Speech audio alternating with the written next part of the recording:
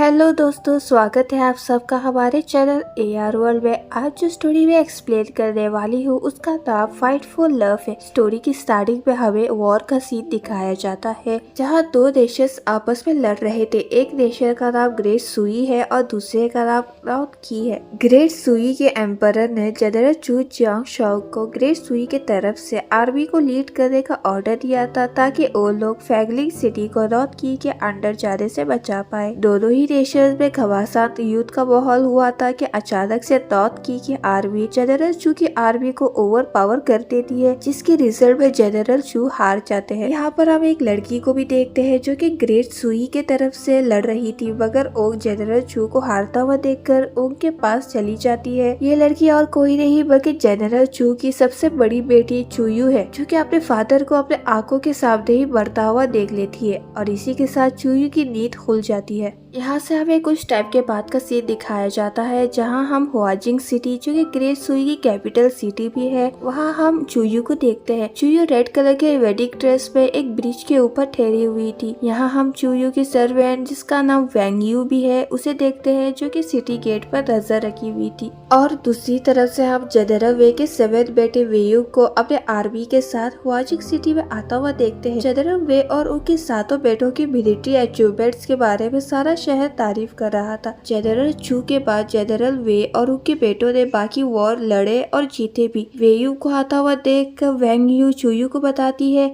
ये सुनने के बाद चूयू अपना स्वॉर्ड डांस शुरू करती है। ये डांस इतना अच्छा था कि इसको देखने के लिए सारे लोग रुक जाते हैं और साथ ही साथ वेयुक भी, क्योंकि उसका रोड ब्लॉक हो गया था। यहाँ कुछ लोग चूयू के डांस की तारीफ करते हैं तो दूसरी तरफ कुछ लोग उसके बारे में गॉसिप शुरू करते हैं, क्योंकि चूयू वही लड़की थी जो कि अपने लवर के साथ कई साल पहले चली गई थी।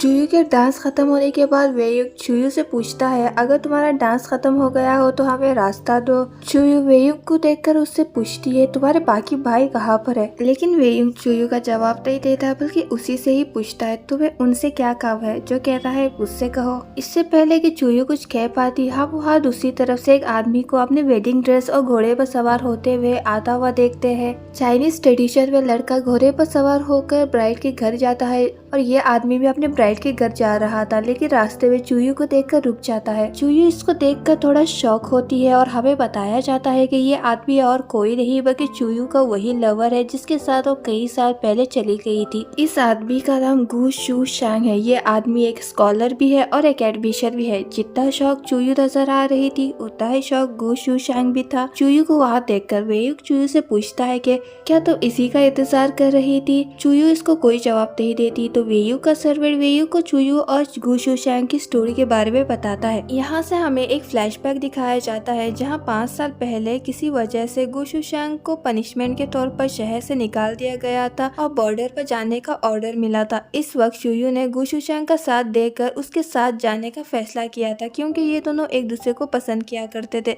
लेकिन जब वॉर शुरू हुआ और चूयू के फादर और ब्रदर को फाइट करने के लिए रीइंफोर्समेंट यानी कि और वॉरियर्स की जरूरत थी, वरना इनकी जान को खतरा था और वॉर भी हार सकते थे, तब चूयू ने गु शू शैंग की मदद मांगी, क्योंकि गु शू शैंग कोर्ट में काम किया करता था। मगर गु शू शैंग ने मदद करने से मना कर दिया, ये कह करके वो कोर्ट के ऑर्डर के खिलाफ नहीं जा सकता।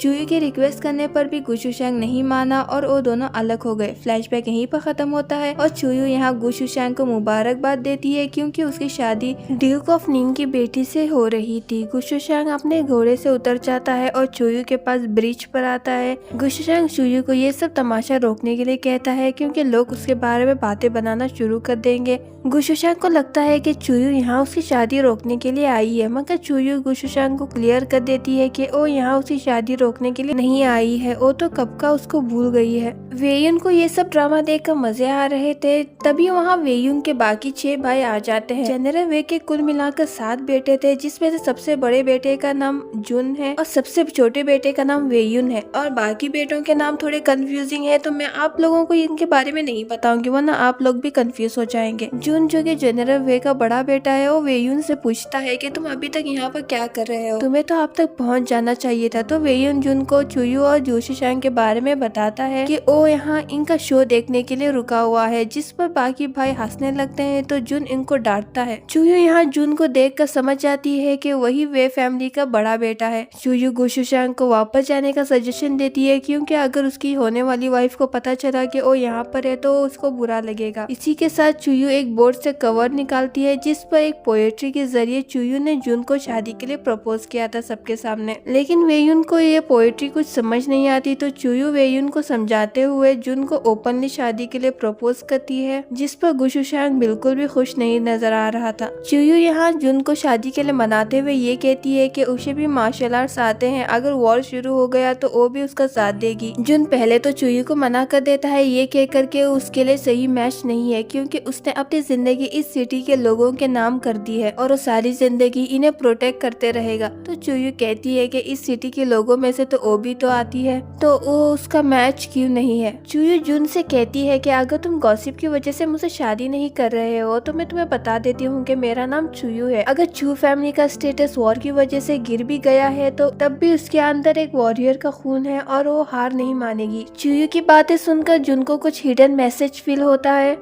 और हमें यहाँ बताया जाता है कि वॉर में चुयू के फादर की डेथ हो गई थी, लेकिन मुश्किल से चुयू का भाई जिंदा है लेकिन जख्मी है। वॉर में हारने से मिलिट्री फैमिली का नाम खराब हो जाता है, जैसे कि चू फैमिली का हुआ है। चाहे उन्होंने कितनी भी कोशिश की हो, उनको कोई अप्रिशिएट नहीं करता। जुन चुयू को दिलासा देते हुए उससे कहता है कि वो उसके कन्फेशन का जरूर पॉजिटिव रिप्लाई देगा और ये भी कहता है कि वो लोगों के रूमर्स पर बिलीव नहीं करता। जुन की बात सुनकर चुयू खुश हो जाती है। इसी वक्त चुयू के कहने पर वैंग यू, जो कि सर्वेंट है, एक बड़ा सा फ्लावर का बुके जुन की तरफ फेंकती है, लेकिन वेयुंग बीच में ही इस बुके को अपनी तलवार से काट कर खराब कर देता है और रोज के पेटल्स हर तरफ फैल जाते हैं। गुशुशांग अभी भी यहीं पर था और ये सब कुछ देख रहा था।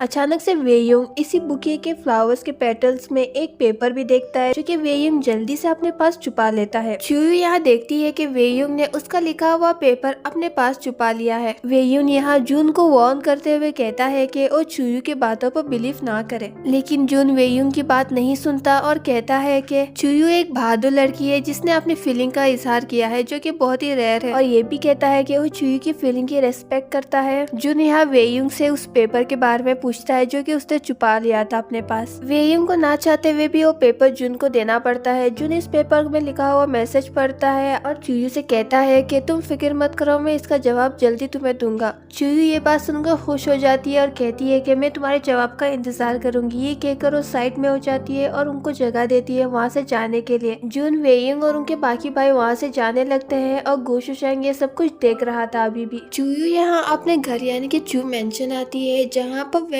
चुयू से कह रही होती है कि गुशुशांग को क्या लगा था कि हम वहाँ उसी शादी रोकने के लिए आए हैं, जिस पर चुयू कहती है कि किसे पता था कि गुशुशांग भी उसी रास्ते से गुजरेगा जिस रास्ते पर मैंने ये सब कुछ प्लान करके रखा था, और गुशुशांग की वजह से मेरा प्लान खराब होने ही वाला था। ये दोनों यहाँ पर आपस में बात ही कर रहे होते हैं कि इन्हें यहाँ अंदर से कुछ आवाजें आने लगती है। ये आवाजें और किसी की नहीं बल्कि चुयू की छोटी बहन छुजिन की थी। जिन यहाँ अपने सर्वेंट्स पर भड़क रही होती है चुयू की वजह से, क्योंकि चुयू की कन्फेशन की वजह से अब चू फैमिली का नाम और भी खराब हो गया है। पहले ही सोसाइटी में चू फैमिली की इज्जत कोई नहीं करता था और अब चुयू की वजह से उनके फैमिली का नाम और भी खराब हो गया है, जिसकी वजह से इसका असर जिन के ऊपर पड़ने वाला है, क्योंकि जिन के लिए कोई शादी का प्रपोजल नहीं भेजेगा। इसी वक्त यहाँ चुयू और वैंग यू जिन के कमरे में आते हैं और उससे पूछने लगते हैं कि आखिर वो किसके ऊपर इतना भड़क रही है, जिस पर जिन चुयू को बुरा भला कहने लगती है और कहती है कि ये सब कुछ तुम्हारी वजह से हुआ है। अगर तुम जुन को प्रपोज नहीं करती तो हमारी फैमिली का नाम खराब नहीं होता। लेकिन चुयू यहाँ जिन से लड़ाई नहीं करती, बस इतना कहती है कि वो थक गई है तो उसे आर्ग्यू नहीं करेगी। ये कहकर वहाँ से जाने ही वाली होती है कि जिन को गुस्सा आता है और वो एक टी कप उठाकर चुयू की तरफ फेंकती है, जिसकी वजह से चुयू को चोट लगने ही वाली होती है, लेकिन किसी तरह चुयू इससे बच जाती है अपने मार्शल आर्ट स्किल की वजह से।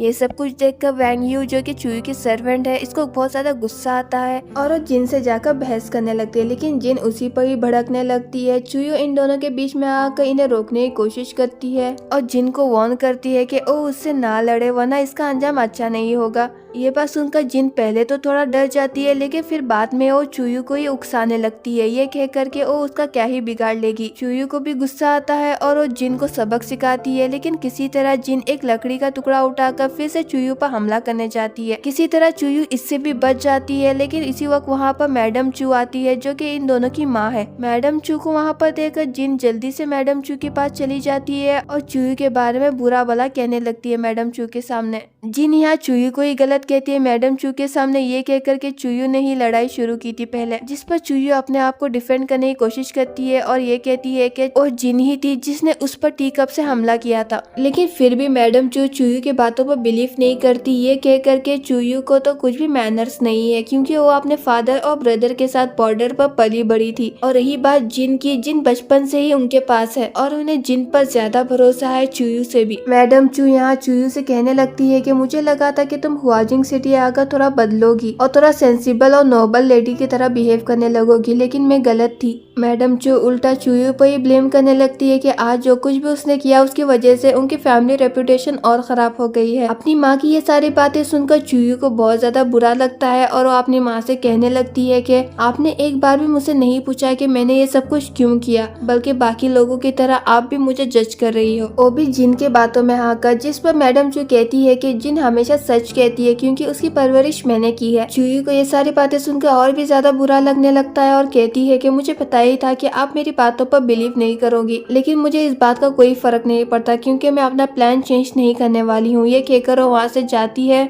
यहाँ से सीन कट होता है और अगले सीन में हम चुयू और जिन के भाई को देखते हैं जिसका नाम लिंगयांग है। लिंगयांग यहाँ अपने स्पेयर से प्रैक्टिस कर रहा होता है कि इसी वक्त यहाँ पर चुयू आती है। चुयू यहाँ अपने भाई को प्रैक्टिस करता हुआ देखकर बहुत ज्यादा खुश हो जाती है और उसकी तारीफ भी करती है, जिस पर लिंगयांग यहाँ चुयू से कहता है कि उसकी इंजरीज अभी ठीक हो रही है तो वो सोच रहा है कि वो दोबारा अपनी स्पीयर प्रैक्टिस शुरू कर दे। जिस पर चुयू अपने भाई का हौसला बढ़ाते हुए कहती है कि उसे उस पर यकीन है कि वो ये करेगा। चुयू यहाँ थोड़ी सी मायूस होती है जो कि लिंगयांग समझ जाता है और उससे पूछता है कि क्या तुम अभी भी अपनी माँ और बहन से गुस्सा हो। जिस पर चुयू अपने भाई को बताती है कि उसे इसकी आदत हो चुकी है, उसे पता है कि उसकी माँ जिन को ज्यादा प्यार करती है उसके मुकाबले। चुयू की ये बात सुनकर लिंगयांग यहाँ चुयू को समझाने की कोशिश करता है, ये कह करके जिन बचपन से ही अपनी माँ के पास पली बड़ी है, इसीलिए उसकी माँ जिन पर ज्यादा भरोसा करती है और उसे ज्यादा प्यार करती है। रही बात चुयू की, तो चुयू अपने भाई और फादर के साथ बॉर्डर पर चली गई थी उनके साथ रहने के लिए और उन्हीं के साथ पली बड़ी थी, इसीलिए वो अपनी माँ के साथ उतनी अटैच नहीं है जितनी की जिन है। लिंगयांग यहाँ चुयू को अपनी माँ को टाइम देने के लिए कहता है, जिसके लिए चुयू मान जाती है। लिंगयांग यहाँ चुयू से उसका रियल रीजन पूछता है जुन को प्रपोज करने का सबके सामने, तो चुयू यहाँ अपना रियल रीजन अपने भाई को बताती है। फैंगनिंग सिटी के वॉर को हारने के बाद न सिर्फ चू फैमिली का स्टेटस नीचे गिरा है, बल्कि चू फैमिली खत्म होने की कगार पर भी पहुंच गई है। और ये भी कहती है कि हम सबको पता है कि नॉर्थ की के जो वेपन्स है वो हमारे वेपन्स के सामने कुछ भी नहीं है, बल्कि हमारे वेपन्स उनके वेपन्स के सामने बहुत ही एडवांस है। लेकिन फिर भी जो नॉर्थ की का जो नया वेपन है जिसका नाम ऑक्टागोनल क्रॉस बो है, उसकी वजह से फादर की डेथ हो गई है और तुम्हें इतनी बड़ी इंजुरी हुई है। और उसी वेपन को चलाने के लिए जो ट्रिगर यूज होता है उसका डिजाइन वैसा ही है जैसे कि वे फैमिली का डिजाइन है। और ये डिजाइन इतना टॉप सीक्रेट है कि वे फैमिली और कुछ ही लोगों को इसके बारे में पता है, यहाँ तक कि वो अभी पब्लिकली रिलीज भी नहीं हुआ। चुयू यहाँ अपने भाई को बताती है कि उसने वे फैमिली के बड़े बेटे जुन को अप्रोच इसलिए किया ताकि वो उसका पता लगा पाए कि आखिर वे फैमिली के डिजाइन को किसने चुरा कर नॉर्थ की को बेचा है, ताकि वो उस गद्दार का पता लगा पाए जिसने अपने ही कंट्री के मिलिट्री सीक्रेट्स दूसरे कंट्री को यानी कि अपने दुश्मन कंट्री को बेचे हैं। चुयू यहाँ अपने भाई को ये भी बताती है कि लोगों के लिए मेरा कैरेक्टर बहुत ही गिरा हुआ है क्योंकि कुछ साल पहले मैं अपने प्यार के लिए अपने लवर के साथ चली गई थी, इसीलिए मैंने पब्लिकली जुन को कन्फेस किया ताकि मैं जुन की मदद से उस गद्दार का पता लगा पाऊँ। और अगर कोर्ट को ये बात पता भी चली मेरी कन्फेशन वाली, तो वो मेरे कैरेक्टर के ऊपर हंसेंगे क्योंकि उनको वैसे भी मेरा कैरेक्टर बुरा ही लगता है। इसी तरीके से उन्हें मेरे रियल इंटेंशंस पर डाउट नहीं होगा। लिंगयांग यहाँ चुयू से पूछता है कि ये सब कुछ जो तुम कर रही हो क्या वो सही है। चुयू इसका जवाब नहीं देती बल्कि लिंगयांग से ही पूछती है, हमने जो कुछ भी लड़ाई बैटलफील्ड में लड़ी थी इससे हमारा क्या फायदा हुआ? क्या किसी को भी हमारे फादर की डेथ का अफसोस है? कोई इस बात की केयर नहीं करता कि हमारे फादर की डेथ आखिर हुई कैसे या फिर तुम्हें इंजरीज कैसे हुई। चूयू अपने भाई से ये भी कहती है कि चू फैमिली के डाउनफॉल के बाद मुझे ये बात रियलाइज हुई कि कोई हमारी केयर नहीं करता और कोई हमें सच्चाई नहीं कहता, इसीलिए हमें अपनी केयर खुद करनी चाहिए और हमारे फादर की डेथ की सच्चाई मैं खुद पता लगाऊंगी। ये कहकर वो अपने भाई से पूछती है कि क्या वो उसका साथ देगा, जिसके जवाब में लिनयान चूयू को चू फैमिली का लॉकेट देता है, ये कहकर कि ये तुम्हारे काम आएगा। और यहाँ दूसरी तरफ हम जुन को देखते हैं जो कि अपने रूम में बैठा हुआ था। जुन वही लेटर निकालता है जो कि चूयू ने उसे दिया था। चूयू यहाँ जुन को मिलने के लिए बुलाती है। चूयू की बात मानते हुए जुन यहाँ आ भी जाता है और चूयू भी यहाँ पर आती है। चूयू यहाँ सबसे पहले जुन से माफी मांगती है कि उसकी इस हरकत की वजह से उसकी भी रेपुटेशन खराब हो गई है, जिसके लिए जुन उसे माफ कर देता है और कहता है कि मुझे पता है कि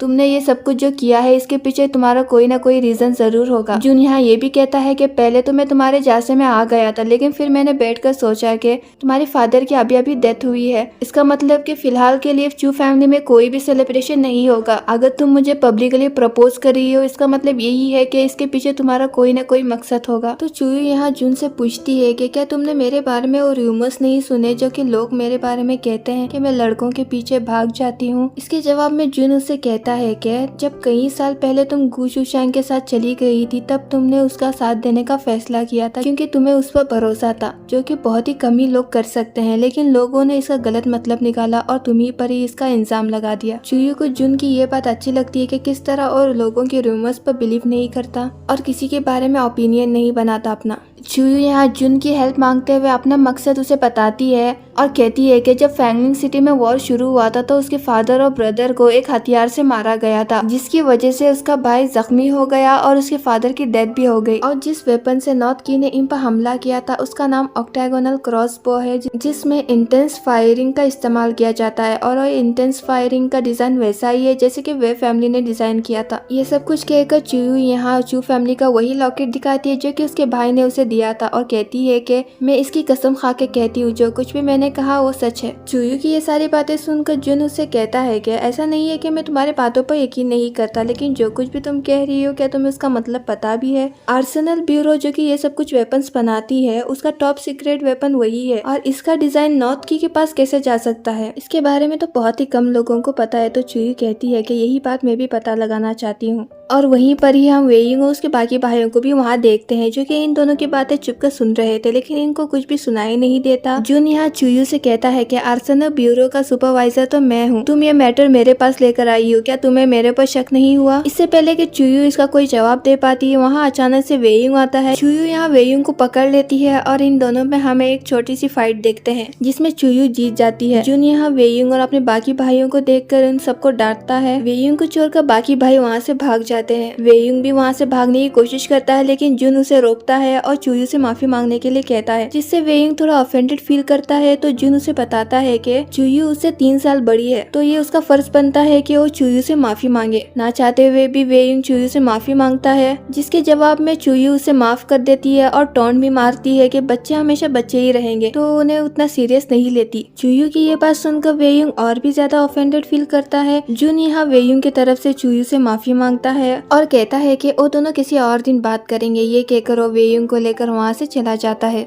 चूयू यहाँ से अपने घर जा ही रही होती कि रास्ते में उसे फिर से वेइंग मिलता है जो कि उसे रोकता है और उससे पूछता है कि क्यों वो उसके भाई के पीछे पड़ी हुई है, इसके पीछे उसका क्या मकसद है। चूयू उसका जवाब नहीं देती बल्कि उसी से पूछती है कि क्या तुम्हें जुन ने भेजा है। तो वेइंग उससे कहता है कि मेरा बड़ा भाई मुझे अच्छी तरीके से ट्रीट करता है तो इसीलिए मैं नहीं चाहता कि कोई भी लड़की आकर उसे इमोशनली हर्ट करे। ये बात सुनकर चूयू उसे एश्योर करती है कि वो उसके भाई को नुकसान नहीं पहुंचाएगी। चूयू की बात सुनकर वेइंग यहाँ चूयू से पूछता है कि क्या तुम सच में मेरे भाई को पसंद करती हो। तो चूयू से कहती है कि मेरे साथ एक मुकाबला करो और मैं इसका जवाब तुम्हें दूंगी अगर तुम जीत गए तो। वेइंग इसकी बात मान जाता है और यहाँ हम इन दोनों के बीच में एक छोटा सा मुकाबला देखते हैं, जिस पर एक पॉइंट पर हमें ऐसा लगता है कि चूयू हारने वाली है क्योंकि वो गिरने वाली थी और वेइंग उसे बचाता है, लेकिन अचानक से चूयू गेम पलट देती है और वेइंग को ओवर पावर कर जीत जाती है। चूयू जीतने के बाद घोड़े पर सवार होकर वहाँ से चली जाती है। यहाँ से सीन कट होता है और अगले सीन में हमें वे मेंशन का सीन दिखाया जाता है जहाँ पर हम एक बड़ी सी फैमिली को साथ मिलकर लंच करता हुआ देखते हैं। जुन और वेयुंग को छोड़कर बाकी सभी भाई शादीशुदा है और कुछ के तो बच्चे भी हैं। ये सभी लोग साथ मिलकर लंच कर रहे होते हैं कि इसी वक्त यहाँ पर जनरल वे और उनकी वाइफ यानी कि मैडम वे वहाँ पर आते हैं। जनरल वे वहाँ पर आते ही जुन से उसके और चुयू के बारे में पूछने लगते हैं। ये कह करके सारा शहर उनके बारे में बात कर रहा है।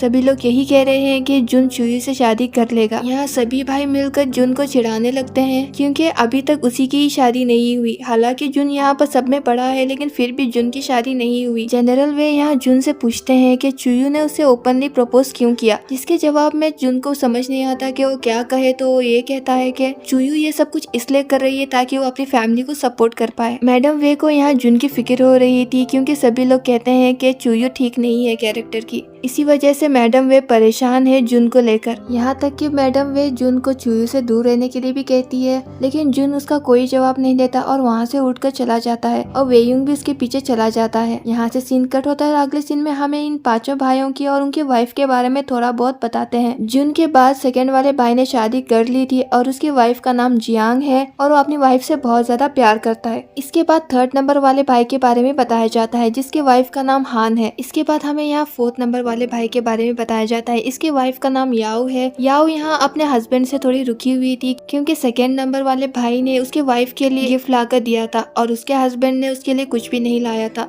जिस पर फोर्थ वाला भाई अपने वाइफ से प्रॉमिस करता है कि कल वो दोनों साथ मिलकर चाय पियेंगे। यहाँ से हमें फिफ्थ वाले भाई के बारे में बताया जाता है, लेकिन हम यहाँ पर देखते हैं कि फिफ्थ वाले भाई और उसकी वाइफ जिसका नाम जियू है, इनके बीच में कुछ ठीक नहीं है। इसके बाद हमें सिक्स नंबर वाले भाई के बारे में बताया जाता है जिसकी वाइफ का नाम वैंगलांग है और वो प्रेग्नेंट है। इन सब के बाद हम यहाँ पर जुन को देखते हैं जो कि आर्सेनल ब्यूरो में है और वो ऑक्टागोनल क्रॉसबो को चेक कर रहा है। इसी चेकिंग के बीच में उसे चोट भी लगती है। ये सब कुछ देखकर जुन को कुछ समझ नहीं आता क्योंकि जो डिजाइन उन्होंने बनाया है उससे ना सिर्फ दुश्मनों को खतरा है बल्कि जो उसे यूज करता है उसे भी चोट लगने के चांसेस है। इसी वजह से उन्होंने इस वेपन को कभी बैटल फील्ड में यूज नहीं किया। लेकिन जिस तरीके से चुयू बता रही है उसे पता चलता है कि जो वेपन नॉर्थ की के पास है वो थोड़ा एडवांस और प्रॉपर्ली डिजाइंड है। जुन को समझ नहीं आता कि ऐसा डिजाइन उनके पास आखिर गया कैसे।